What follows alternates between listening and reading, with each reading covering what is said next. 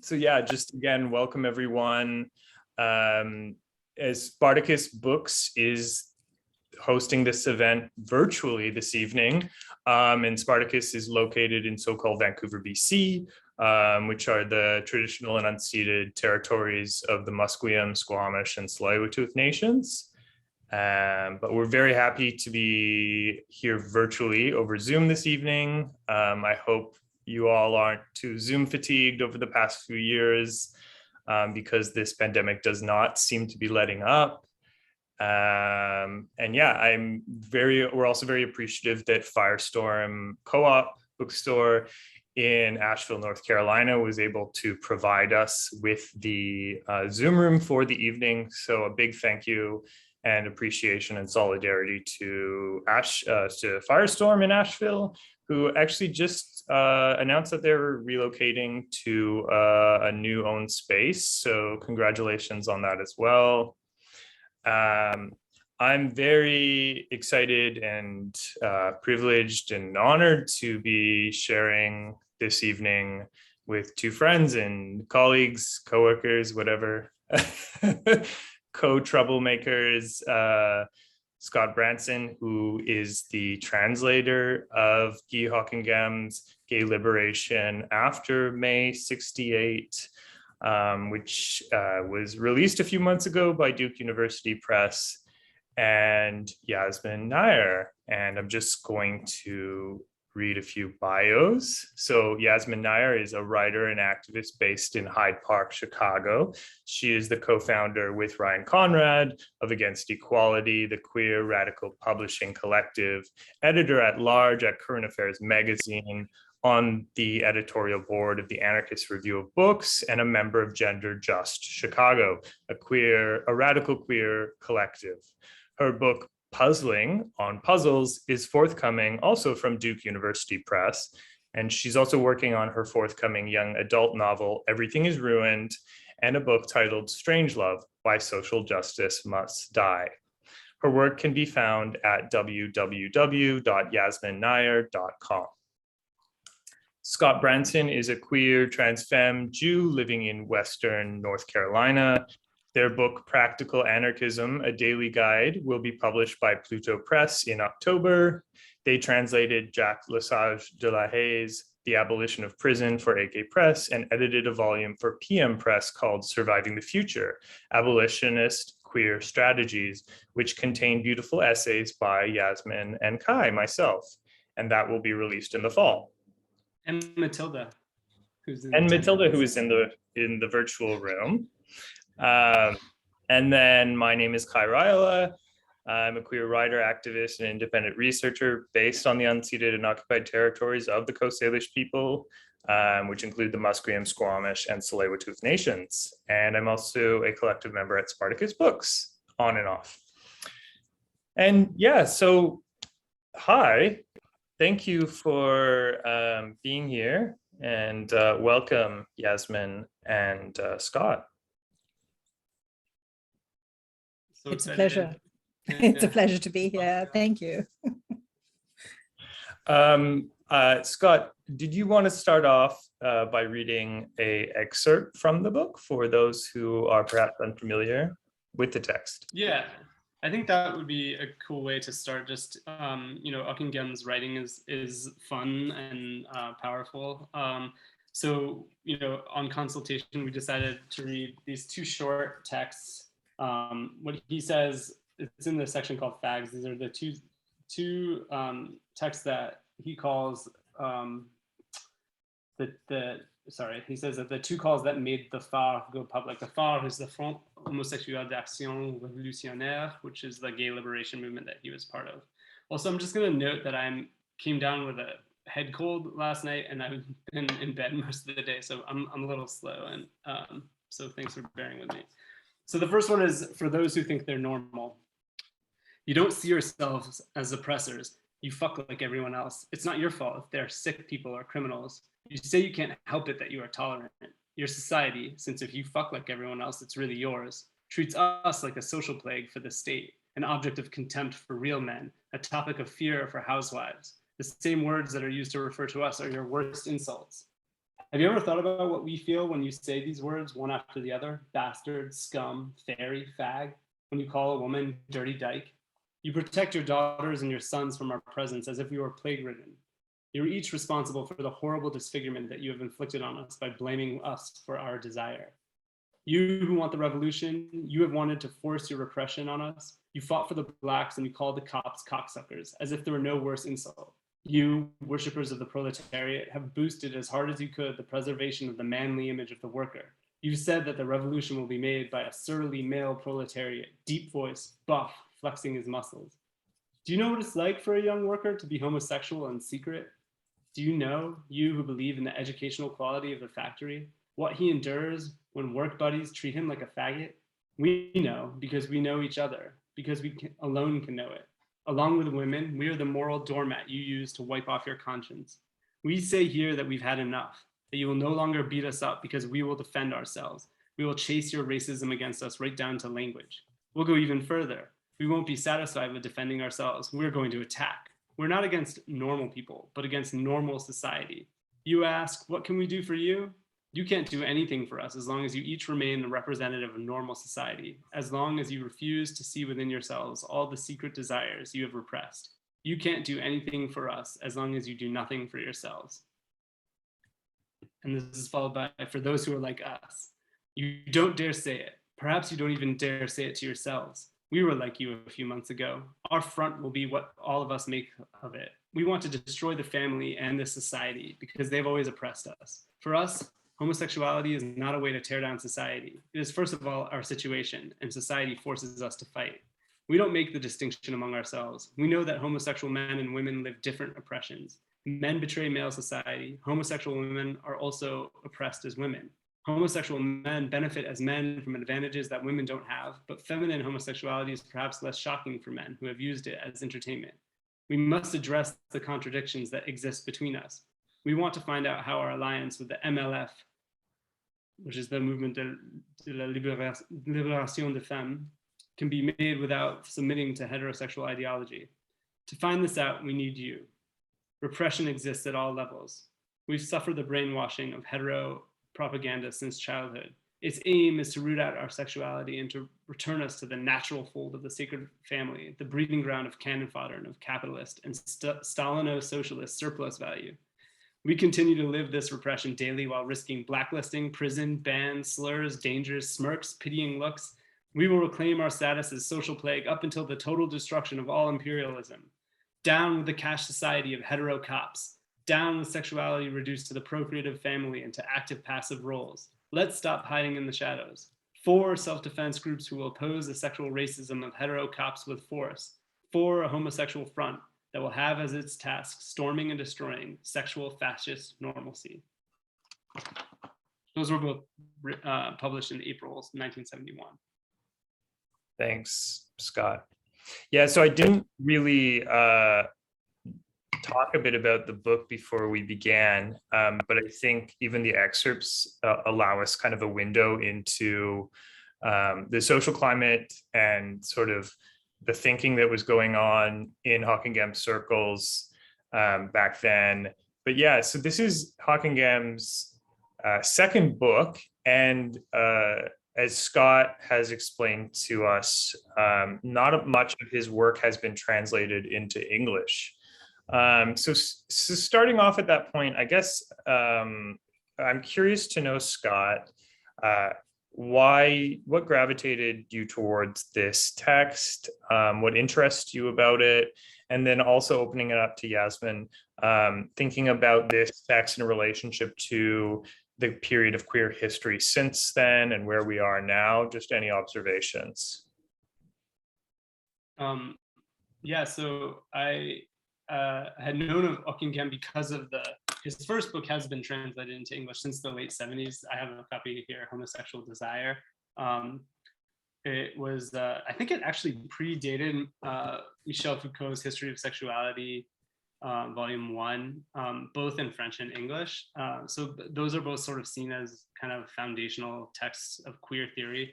And this text is grounded in like his political militancy, but it's a much more theoretical text, really influenced by Deleuze and Guattari.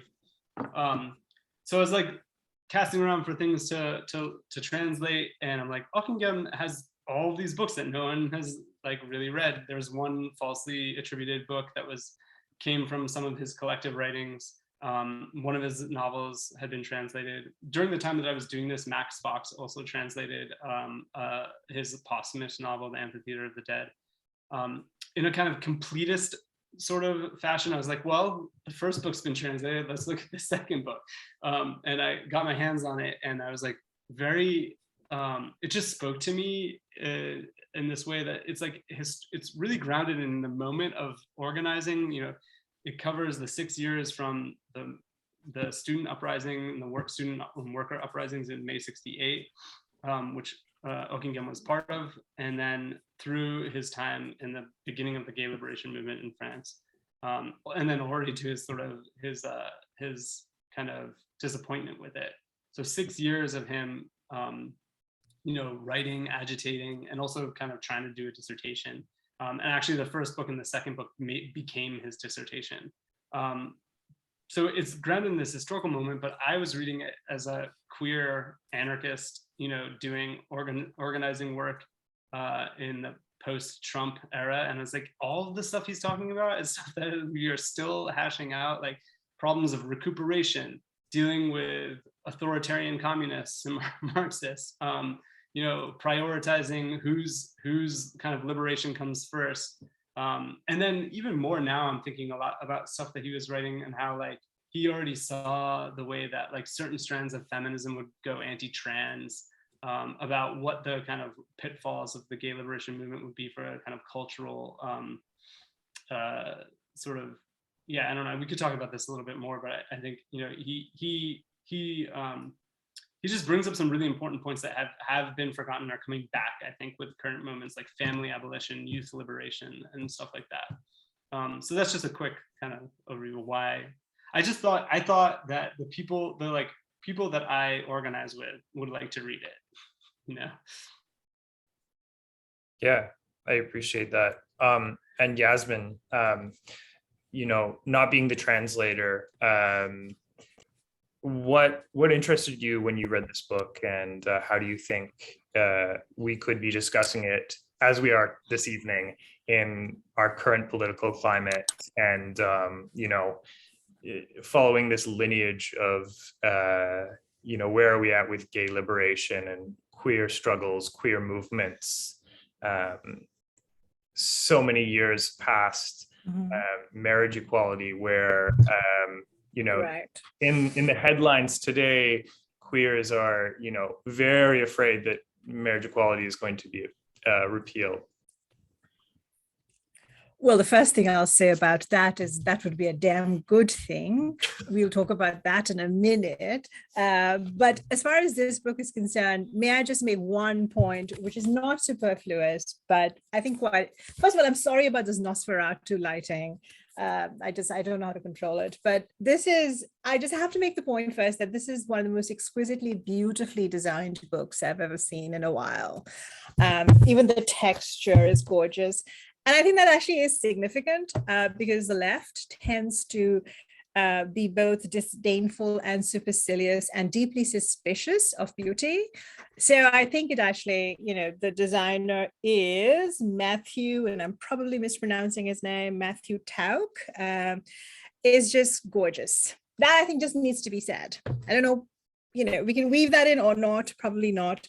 But in terms of, you know, so I was just talking to a friend of mine the other day. We were talking about Lizzie Borden's Working Girls and Working Girl as well, the Melanie Griffith movie. And we were talking about how different it is to discuss a text when you're discussing it in a very particular academic sort of, you know, closed in network, right? During a seminar, or when you're trying to write a dissertation and you're trying to prove something to a lot of people. And then when you read something years later, so Ockeghem has been, you know, his book, Homosexual Desire, a copy of which, a much thumbed copy of which exists in an undisclosed location in a storage locker somewhere. So I wasn't able to read it, you know, in preparation for this, but yeah, he's one of my lodestars. So this was a delight to know that this had come into existence. And I think Scott's reading those two incredible passages, I'm so glad you began with those, because there's so much fierceness, for lack of a better word, so much incredible political fuck you energy, and which is completely lacking, I think, now, right? In whatever it is that we want to call the contemporary queer/gay movement and so on, in terms of thinking about, yes, the intervening period, as a member of Against Equality and in Against Equality, our concern, and this is something that Ryan has talked about a lot, has always been to think about history, right? The passage of history, and to think about that in terms of its importance, but without nostalgia. And it's very difficult to actually convey that sometimes, I think, to certain cadres of queer radicals who tend to think of all looking back as nostalgia. And, who can blame them, given how much nostalgia does seep into political conversations. But to think about history, right, the importance of the specificity of history and how that matters now. And the other thing that we've also been concerned about, I think, is to think about solidarity globally, right? And to think about it not as erasure and not as universalizing, but to think of it actually as the messiness of solidarity. And what I love about this book is how unafraid it is in many ways of being messy. And I don't think something like this could exist today. So I think it is incredible that it has been translated. I don't know, and I don't know what's being written, to be fair. I'm purely Anglophone, so I don't know what's being written in other languages. But I don't know if this could be written today in that sense, because it does engage very viscerally, as we saw, right? And we heard from the passages Scott read out. It engages with the stickiness of politics. And it's not afraid, as you'll see in other passages, if those of you go on to read, when you read the book, you'll see it's not afraid to literally engage with the stickiness of sex. The actual stickiness, the sordidness, as it were, to embrace all of that, right? So that's something else I was thinking about. And in terms of today, you talked about marriage.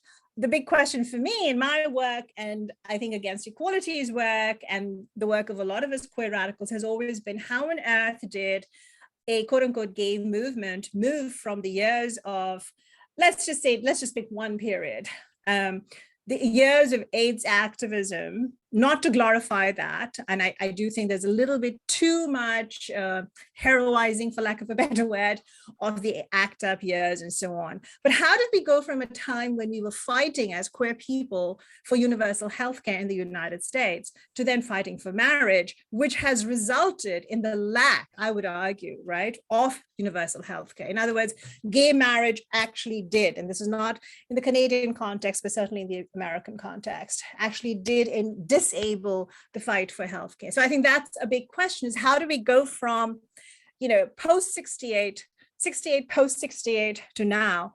Today, I just saw in the news just before I got on here that the House, I think, has passed a bill to preserve marriage. I forget what it's called exactly, but it's something like preserve marriage. This is not a right-wing thing. It is the Democrats trying to make sure that gay marriage does not get nullified.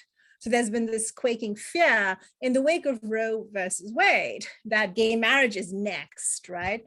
So now there's a legislative push, right, to say that the dignity and rights of marriage people should be maintained, which is to say, of course, fuck the dignity and rights and everything else of the unmarried.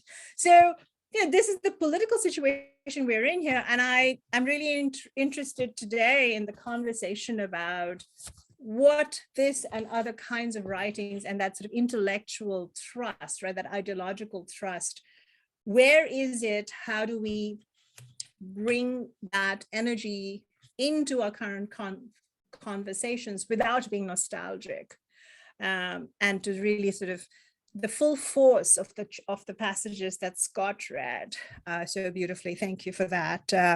How do we keep that energy going? And again, without thinking about loss and nostalgia. So I'll just end there for now, and I have other thoughts, but it's just a remarkable book. It's remarkable to return to him, but so differently and in a different frame of mind. Thank you for translating it, Scott. Yeah, thank you. Yeah, the points on nostalgia I think are so pertinent, and certainly I think in discussing the messiness of the book, we are kind of, allowing ourselves to not lean into the nostalgia and not kind of sink back into the couch of nostalgia. And so I really appreciate kind of the full picture. And for those who go on to read the book, you'll see that, some things you find applicable to bringing into conversations now, and other things are a little dated, of course. Maybe not so much, but yeah, I think that the chapter "Our Bodies Belong to Us" and him grappling with this idea of my body, my choice, and he later moves on to talk about how that is entrenched with this liberal rights-based narrative, and he suggests instead the free use of our bodies, and how part of this machine is that we're told we're not allowed to use our bodies.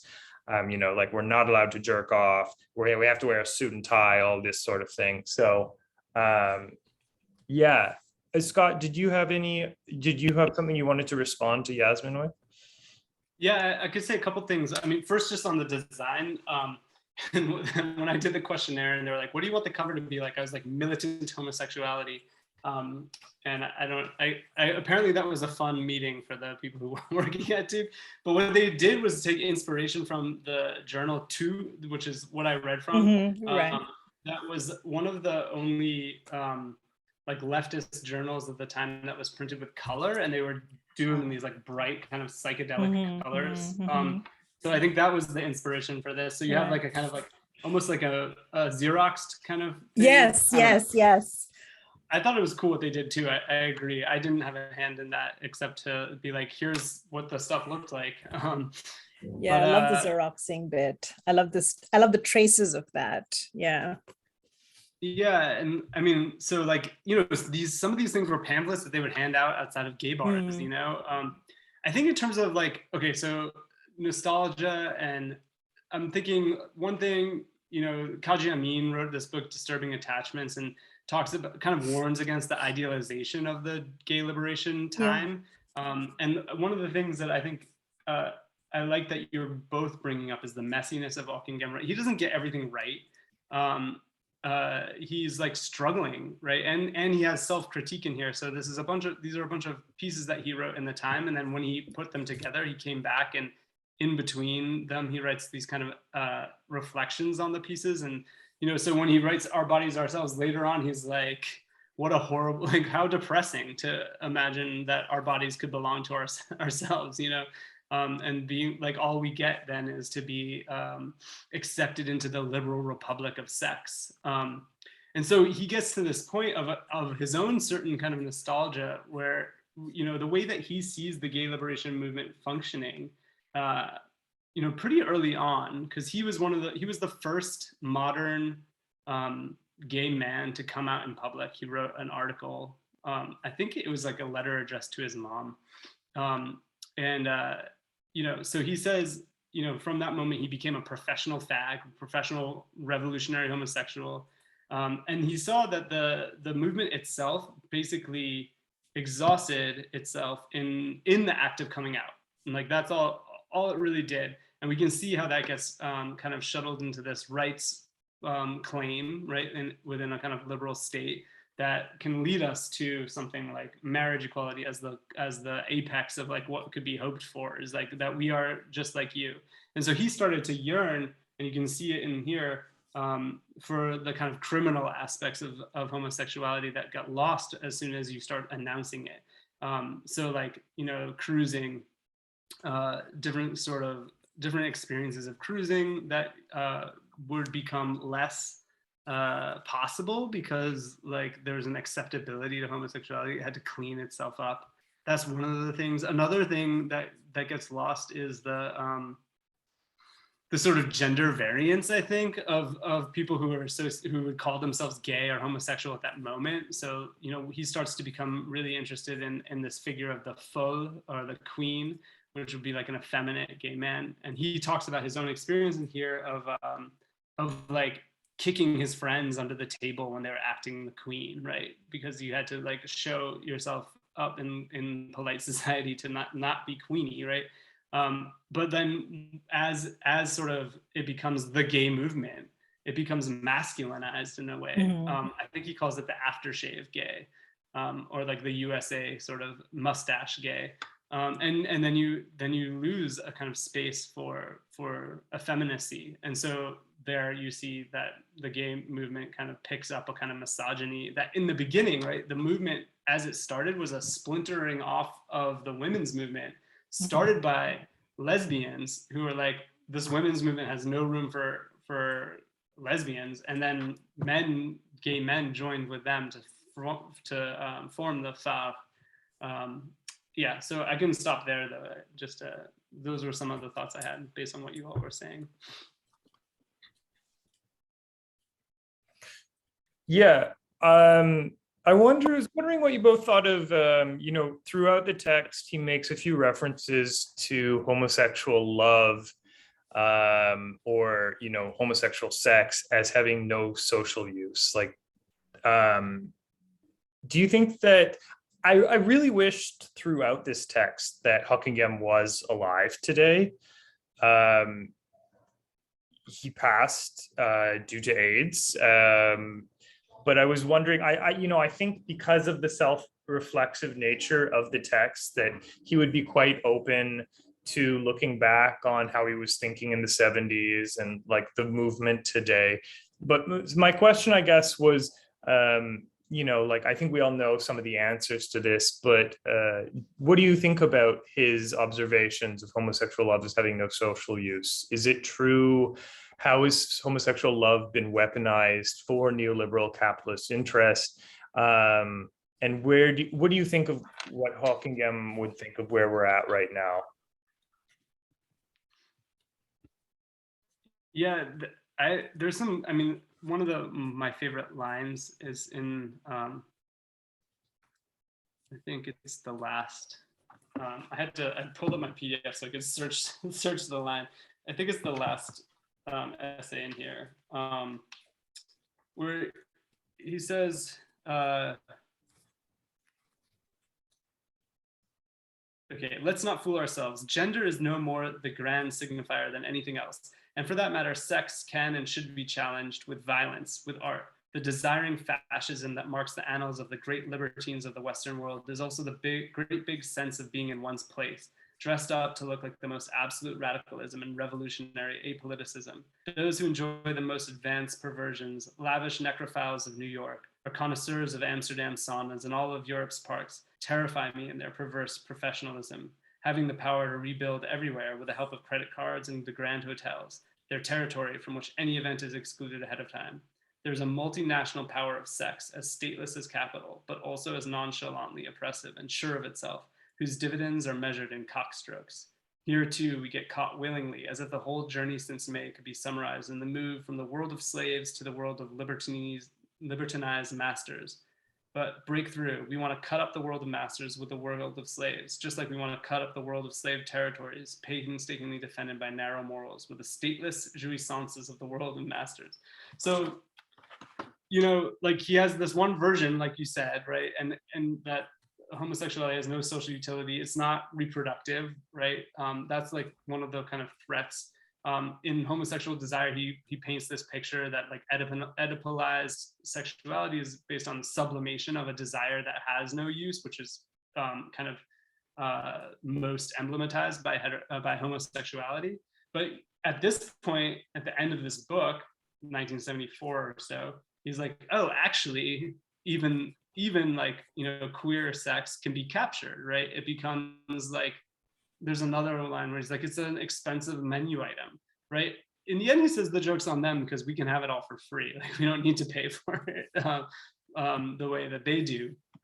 But he starts to see that there's like nothing really pure in itself. But I think if you go back to the first book, Homosexual Desire, the way that he's trying to theorize desire goes beyond that too. So what's really at play in the way it can be captured, and the way that it becomes useful for like a kind of now neoliberal capitalist state is how it gets frozen into an identity, a position, a kind of a profile of like your purchases, right? Something like that. Mm. Yes, to all of that. And then I'm also thinking about one of the last sections, on page 109, where he writes, fags, dykes, women, fags, fag, dykes, the less we have identities and roles among ourselves, the better off we'll be. To each their genders, and to everyone all the genders. And then he writes, and all the hookups.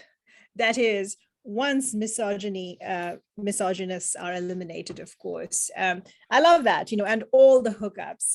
So yes, I mean, in terms of the utility, right, of homosexual love, I guess the question then becomes, what is the translation of love in all of this? The sort of permutations, the kinds of interminglings between the notion of desire and the notion of love. I think it's him, or was I reading someone else? I think the word desire has become overplayed, of course, so much. But right, so what is queer love? What role does it play? And certainly, of course, as we know, within the neoliberal sphere today, it's not. Margot Weiss writes about this, right? She writes about leather culture in San Francisco and how leather culture has become deeply commodified. Whereas as you point out, Scott, at one point you could be in the leather community with very little money and just be a part of it.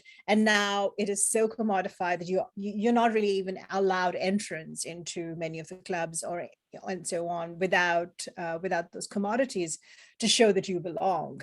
So there is, yes, that way in which love, desire, practice, whatever you want to call it, has all been commodified. And then, of course, there's the way in which the gay family has become very much a part of the family.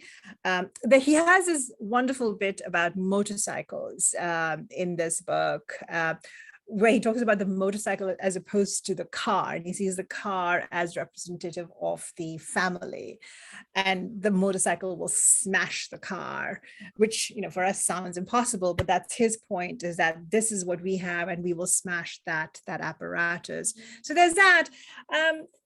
And I'm just thinking about this scene when I was very critical at one point of public sex scenes, and I said, well, okay, but what exactly do they contest, right? And a friend of mine described to me this moment in, I think he was in Paris with his lover, and they were in a room, and there was someone fisting, two complete strangers, and one of them was fisting the other. And he said, we all stood around and watched, and at the end, the man who had been fisting, the fister, and the fistee had this very tender moment of a kiss goodbye. And we also witnessed that, right?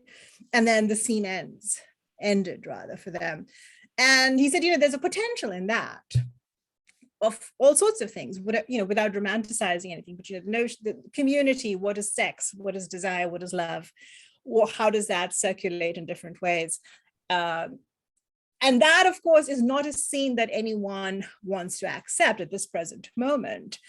And how do we take the potential of what homosexual love / desire, whatever you want to call it, can do, right? How do we take that radical potential of that moment between two strangers performing in a way, but also including many others, right? How do we take that radical potential and translate it into a politics without... And I keep sort of issuing these caveats, without doing this, without doing that. But all of this is so loaded. And so what is so interesting to me about this book is that it comes to us with not a degree of purity, and yet per se, but it comes to us in a way that we can grasp, I think, the potential in this text. And for me, the question is how to do that without fetishizing, its origins and its historicity. And how I keep coming back to, I like the fact that this book is comprised of these very short, mostly these very short Very essays. digestible, yeah. Yeah, very digestible. And you don't have to read, at least I didn't, maybe you have to, but I didn't read it front to back. After a while, I was sort of dipping in and then making a check mark to make sure that I knew that I had read this one and so on. It's like these little shards and arrows.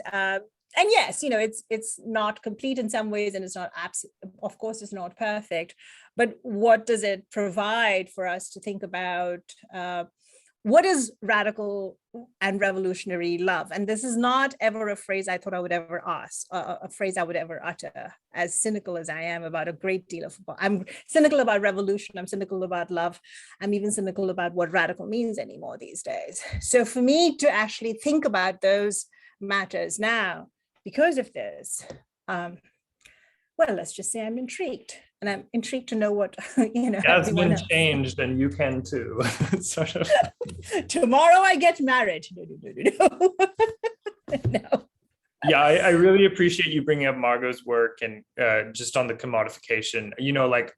I hesitate to say that I'm part of the fetish community because I don't think there's much of a community, but Right. as a fetishist, I've often observed how a lot of the members of this so-called community are, stockbroker, accountant, tech, gay men who have a surplus of money, and because of that have become bored with their sex lives. And some of them might have been, fetishists rubbing up against, leather boots when they were 10 years old, whatever.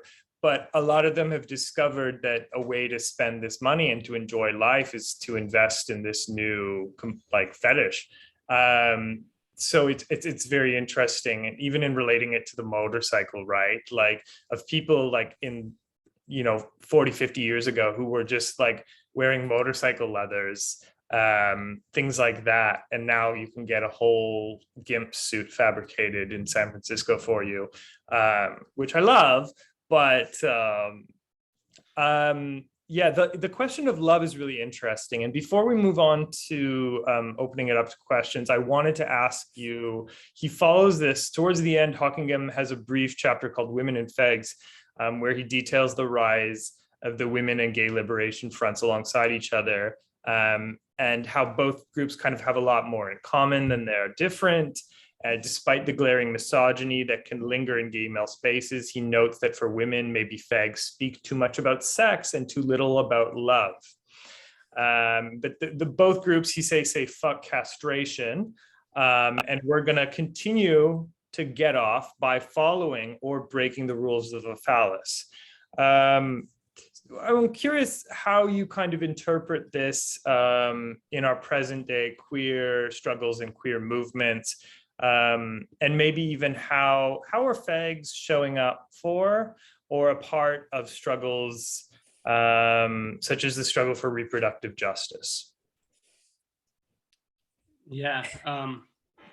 Well, okay. So I think this is a good transition from the love question too, because he in a way he says like the truest love is the love between the fag and the dyke organizing together, in this movement. But as you say, one of the things that he like really highlights is that in their relationships among each other, among themselves, that they're not dominated by like phallic penetration of the kind of cis hetero family, right? I also like that moment that Yasmin, you read of like the fag dykes, right? Like he sort of starts to dissolve all these like positionalities. And he catalogs like when they were coming together that there had to be a way of understanding where each person spoke from, that for him got too much of a stranglehold. So it's a version of the identity politics, like only you can speak about this, and he thought that kind of like limited everything. Okay, so there's like a reason these two movements come together. For him, like later on, he starts to get pessimistic about how it's all sort of around the domestic, around the private, around sexuality, which like kind of brings it back into the state's stranglehold, right? And I think that's where we get to what Yasmin's talking about in the current moment, where gay men freaking out about the dismantling of Roe because they think it's going to take away their marriage, right? And so, which isn't solidarity, right? That's some sort of narcissism or something like that. So I think he saw those things happening, then too. One other thing I would say though, there's this sort of disagreement, which is again something that I think is still playing out in various ways between the feminist movement and the gay movement around the role of sex. For him, one thing he describes like the phare meetings ended up being like the biggest cruising site in France. And he's like, maybe that's all we really accomplished, was to like have a cruising space that wasn't patrolled by the cops, right? At least for a few years. Like, that's not too bad.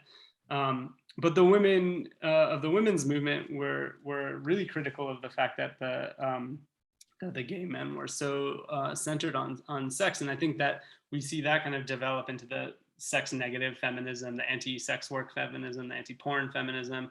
And that I think has a parallel with turfism, right? And he saw all of this stuff happening then. And his prediction, and this is something that I've been working on lately, like his great prediction, I think, of like what the gay movement would actually accomplish was the throwing under the bus of other people, which I think is the trans woman. For him, he identified the other as the pederast, right? Which was at that time a position that was like thought of differently slightly than now, but I would kind of frame that as the child's autonomy, which is also what we see kind of being attacked with anti-trans stuff. And like the ultimate legacy, perhaps I would say, of the gay movement is this like shadow of the pedophile that we've lived under since the late 70s. That's kind of dominated the media landscape, dominated political discourse as a way to shadow the fact of the violence of the family, of the cis hetero patriarchal family. So I might have gone a little bit off topic there, but that's sort of my piecing together of some answers. And, so very quickly, yes, I mean, about fags showing up, yes, I agree with Scott. The only reason fags are showing up now for reproductive, for access, what I would call the access to abortion, which is as boldly as I can put it, right? Rather is because, yes, there is this fear of, oh, they'll take away our gay marriages and so on. So certainly that, but I also think it's a big problem that we now focus so much on autonomy. And that's, I think, part perhaps again of that sort of spiraling through from the 70s, certainly here in the US with Roe v. Wade. I mean, the reason we quote unquote lost it is precisely because it was based on notions of autonomy and privacy, which is why it's gone. And I think that those are very unstable foundations. We can talk about that more in the Q&A, but that was the disaster from the start. Pedophilia, yes, and the ways in which the gay community has also bought into that fear of pedophilia. I wrote a piece about Milo, who was brought down at the one moment that he was actually queer, and where he actually talked about pedophilia in the most honest fashion, and actually in a very nuanced fashion. For about 5 minutes in his life, he had something interesting to say, and he was brought down because of that, right? So that is sort of a pulsating dark star that we're not able to deal with. And that, again, I don't know if we're going to deal with that moving forward, but that's where I leave it. And I know we have time. We want time for questions and answers. Yeah, and I think it all seems so topical, right? I think it was just late last week that on Twitter, I saw that Ricky Martin it came out that Ricky Martin had been in a incestuous relationship with his nephew, and then the nephew was charging him with assault. And so, I mean, I haven't seen anyone start to unpack that. I would love to see you take a stab at it, Yasmin. But kind of the reaction towards Ricky Martin, the questions around how incest is constructed or criminalized differently in different areas of the world. And also, I think the association that was quickly made between Elon Musk's father, who had recently fathered like a child with his stepdaughter, I believe. His stepdaughter, whom he met when she was 4. I have to admit, even I am a little about that, yes. Right, but then, so there's this And no, again, not knowing a lot about the Ricky Martin situation, but that being like, yeah. Won't get too far into it, but just how all this is showing up. So I wanted to invite folks, if they have any questions for Scott about the book, or for Scott and Yasmin in general, to feel welcome to pose them in the Q&A and we can discuss. And if not, we may have another little quick round and end the evening. Yeah, I'm happy to talk about anything. Sorry, Kai. No, you're fine.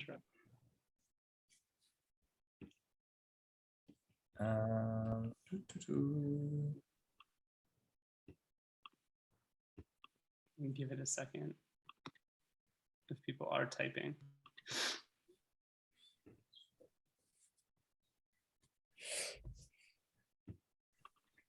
I think one thing I could say just about what we were talking about that I find interesting is that Buckingham, his first relationship with a man was with this high school teacher, René Scherer, who's still alive. I have his email address and I need to get in touch with him. He's also written these books about anarchism recently that I haven't got my hands on. But and they had a lifelong relationship, not sexual relationship, but they co-wrote pieces together. One, there's a piece in here on Fourier that they wrote together, the utopian socialist Fourier. But they also wrote this book that was recently translated by Comintern, and I think it's just free online, Co-Ir, and it's about the system of childhood. And it's not really a defense of pederasty, but they think about the kind of construction of the child through these ideas of sexuality in an interesting way. But I think it's interesting just because people in France were trying to kind of to cancel Buckingham as a pedophile or a pedophile apologist, that he was speaking from the position of the younger man, who was kind of turned out through this experience. And I think we're in a different historical moment now, but I just thought that was interesting. It reminds me of like when Samuel Delaney was interviewed about NAMBLA. He was like, I wish that had existed when I was 12, like right. That was his answer. So I saw that there are questions though. Yeah, and Samuel. I mean, it didn't exist whether people were accessing groups, like many of us have had formative relationships with people who were perhaps older than us that, like a lot of people would, be quick to label as one thing when, in regards to consent, but perhaps we're not traumatizing, but we're not the experts on our own lives and our own bodies. Let's remember that. Right. But yes, so go ahead. There is a question in the chat. Samuel was asking how many more untranslated works by Buckingham there are. I actually don't have like the number off the top of my head. He wrote a handful of novels. One of them was translated.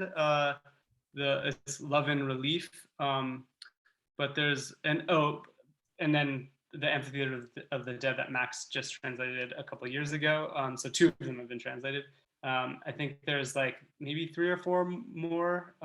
Then he has a couple texts co-written with Scherer. One is Co-Ir, which was translated by Comintern, and another one's called the Atomic Soul, which is a piece on aestheticism and the atomic age. He wrote another book kind of similar to this, which is maybe my next project, is the La Dérive homosexuelle, which is a homosexual drift, which is kind of like drifting away from even wanting to be called a homosexual. That's what I'm working on right now. He also wrote in the 80s this open letter. It's called the Open Letter to Those Who Traded in the Mao Collar for the Rotary Club, which is his excoriation of all his former comrades from '68 who became neoliberal, like imperialist defenders, like Glucksmann and Bernard-Henri Lévy, people like this. So I think that's a really cool text. And And he also wrote the text for a movie, which you can find on YouTube. It's called La Race d'Ep, which is a kind of in French. There's like a slang it's inverse verin.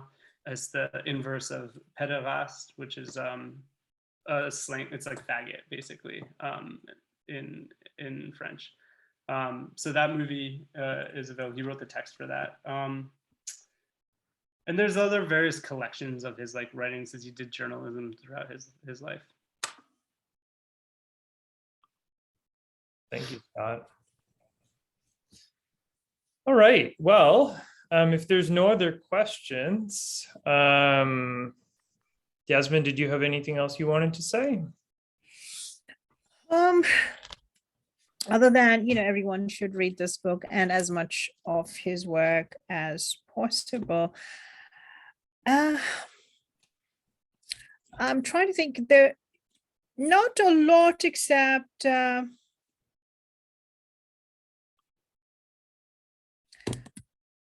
think the relationship between class and sexuality is also perhaps, it's not so much an undercurrent, but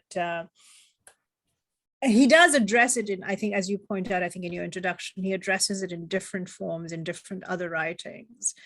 And that is something that I think this book also pays attention to in its own way, which is to think about, he has this, I mean, Scott, you might remember, he has a sort of bit about the students who have this sort of, not the students, but, people who, these sort of faux anarchists, as it were, who think that they know, they have these clear divisions between the proles and the bourgeoisie. And, so, and they sort of assume that the worker whom they identify as the worker is, of course, the worker. And so, but the ways in which he says these kinds of distinguishing identifications simply don't work, because the ways in which the struggle manifests itself in our lives complicates a lot of that.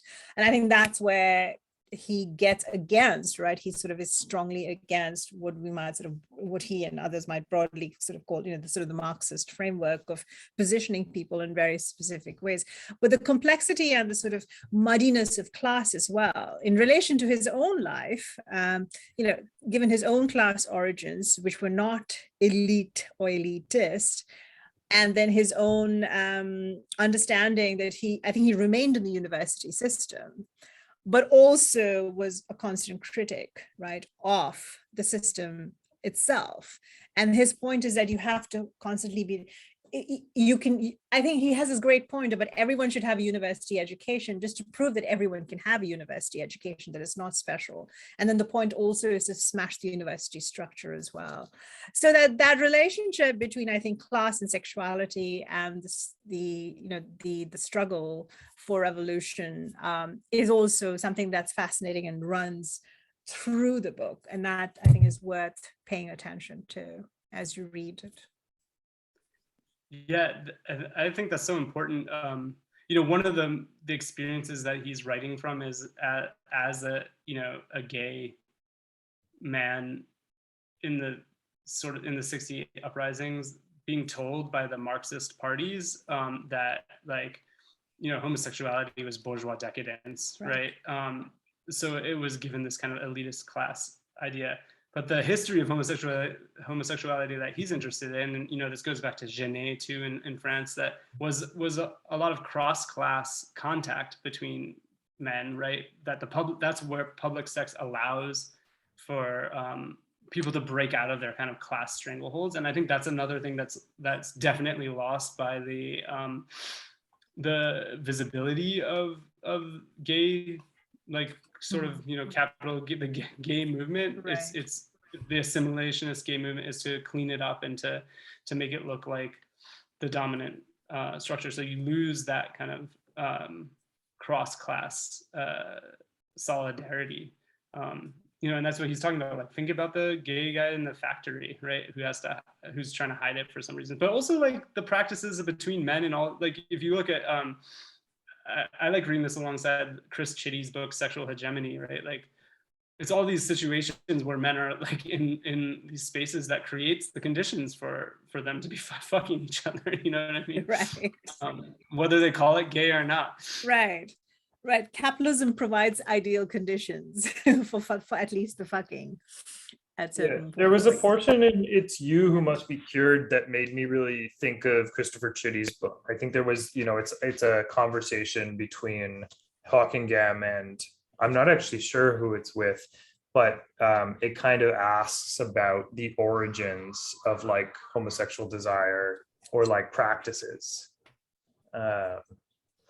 Maybe I'm misremembering which section it's in, but I believe it was part of that.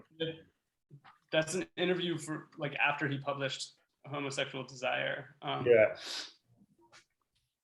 And there's a question Regardless. as well. Sorry. Yeah, there's another question in the chat. If you wanted to speak to that, Scott, from Evan. Yeah, so the question is what the role of lesbians in starting the gay liberation movement in France was, which is different than the case in the US. So the women's liberation movement, MLF, predates the FARC, which was the main gay liberation movement. The early actions, there was one early action against I think it was like a radio show or a hearing around abortion. So similarly, it's like the same kind of issue. They were going to protest against restrictions around abortion, and a bunch of people wrote an open letter, I think, in the newspaper that was called like 300 and something sluts, right? Saying that we've all had sex, like we all, I don't know. And maybe they were also just like talking about their abortions. The second action was a disruption of a TV show that was talking about homosexuality kind of like as a plague. And I think it was from there that FARC really started, but it was coming from the women's liberation movement. I mean, he talks about in this a little bit that there were already in, working groups, affinity groups in May 68 that centered around sexuality. So I don't know, that's not like the sort of heyday of the gay liberation movement, but that, so I don't have all the information about that, but that's the way it sort of started. They were also aware of like, to a certain extent of Stonewall, like they had some story of Stonewall, which he mentions here. And so like, I think also one of the things that's consistent throughout here is like, and he's anti-cop, right? Like that policing function is sort of put across society. But so they sort of saw what was going on in other places. And he mentions Italy and Germany also. Yeah, I'm trying to think if I have anything else to say about that. The book really does detail though, like where they sort of seemed to go awry. And so I think the things that join them together are these ideas of like,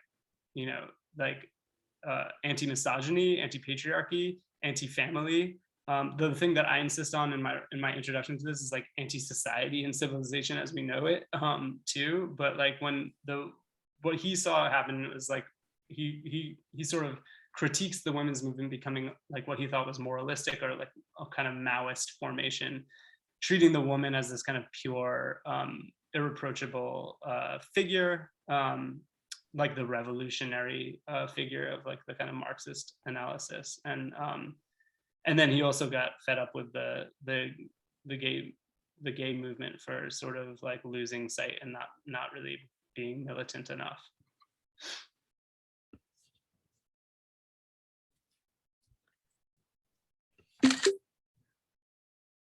Yeah, and I think in the States as well, like, I mean, I'm not sure who does the best chronology of events. And like in my chapter that's coming out in Surviving the Future, I'm looking at kind of the gay liberation in Canada in juxtaposition to the Red Power movement.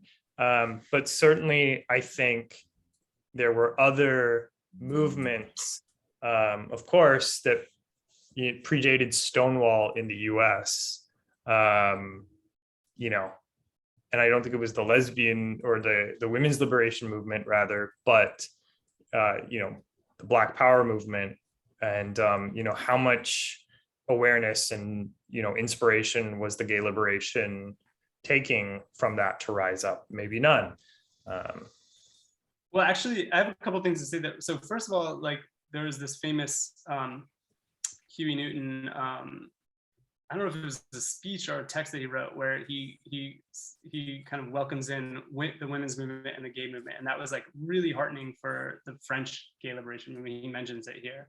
The other thing I would say though, like this question of like lesbians are gays and sort of starting the movement, I think Ockingham sort of acknowledges this, is that the movement, the like militant, like whatever revolutionary movement, he doesn't love the word revolution by the end of this, I think would be spearheaded by trans people and gender variant people, right? And they were the people that would be most policed on the street. Like this is, Stonewall was like the culmination of a bunch of different riot movements of like people being policed for the on the sumptuary laws of like wearing the right kinds of gendered clothes.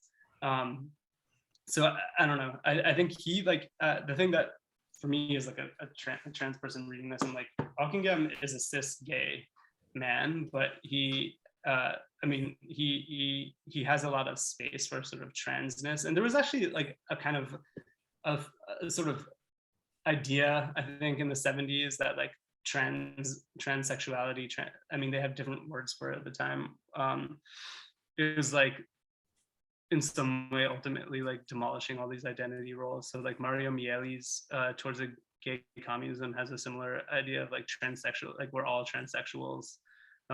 He writes about that in Homosexual Desire too. But I think for him, like the trans women in particular had played a particular role in kind of like, not like a vanguard party, but like one of the unassimilable aspects of the gay movement. And I think that we see this today, where like we thought that trans people were the next, you know, to get rights under this neoliberal model, but actually like it's like the line is being drawn pretty clearly, both by like fascists and by supposed like, you know, liberal feminists. Right. Yeah, and I think Eric Stanley explores that more in Atmospheres of Violence, their most recent book that came out. Yeah, of like, why is it that, you know, the atmosphere of violence towards trans people hasn't shifted as the so-called liberal, you know, body politic warms up to trans representation in the media, etc. Yeah, totally. Another good book. Yeah. Yes. I was also just looking at one of the questions around you know, the ways in which this book can be read, and the question of accessibility as well. And it makes me long for the days of Occupy, you know, and I'm thinking about how these kinds of texts, these sorts of essays, and the intellectual history behind all of them worked differently, and still I think work differently. You would know more, Scott, in a French context than they do in an American context. And the ways in which knowledge and knowledge production have been, you know, excluded, right, from many parts of life, so that they become exactly what he's pointing to, the sort of the arena of the specialist. But for all of us to know those histories, right, and to engage with them directly, it would be incredible if we had a sort of an intellectual environment, you know, in most of the world than what we have right now. So yeah, I mean, again, I mean, I'm thinking about how do we maintain a sense of history without nostalgia, and how do we also maintain a sense of history that is critical and engaged, and in conjunction, you know, we interrogate it with each other, which is what I most, even though I was somewhat cynical about it at the time, I miss that most about Occupy. Yeah, and I think this book is best read collectively. And, you know, like, unfortunately, we're not able to open up this panel to everyone. But I think I would encourage folks, and I'm sure Scott and Yasmin would as well, to absolutely, if unable to read it collectively, then at least to like think through it with comrades and have discussions with friends, and, yeah, just talk through different parts of the book together when possible. Yeah, I'm doing visits to people who are doing book clubs and like having conversations. So if that's something anyone's doing and you want to talk with me, I mean, no pressure, but I'm happy to do it. And I'm happy to be in touch with anyone. But like, just to kind of go full circle with what Yasmin was saying, the other reason I translated this was because as someone who, you know, had like come through the academic track and found it, I translated this as I found myself, you know, fired from my position after organizing a radical queer conference.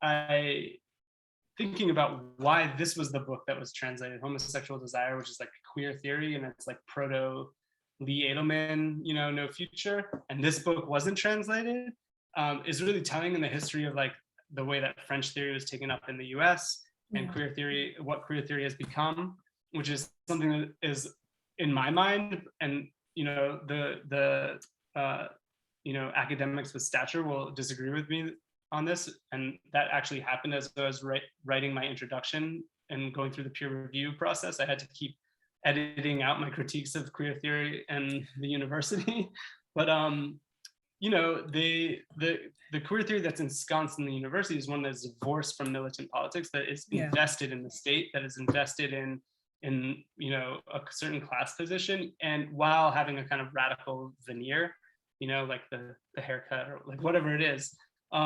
So yeah, I thought that this had to come out to show that Guy wasn't just like this, you know, Deleuzian who sat in an office or whatever. He was in the streets at the barricades, right? And that's where he theorized from, which is different than someone like Deleuze, who's interesting too, obviously, but yeah. Go out and read, she said. Yes, go out and enjoy your evening, or you know, it's a fabulous book. It's yeah. Thank you both for joining me this evening, this late afternoon, early evening, some places, late evening, other places. Scott, we don't want to hold you anymore. Need to get you into bed. There's one more. Oh, there's one more question. Is there? Thank you, Evan. Oh yeah, thanks everyone for coming. And yes, yeah, and I was just going to say, we'll post this on YouTube, so it will be shareable and reviewable at a later date. And yeah, I think I'll post that through some of the Spartacus socials, but if you can't seem to find it, just get in touch with one of us if you're able to, as I'm sure many of you are friends and extended families of us. But yeah. Thank you, everyone. Yeah. Thank you, Yasmin and Scott. Yeah, thank you. Yeah.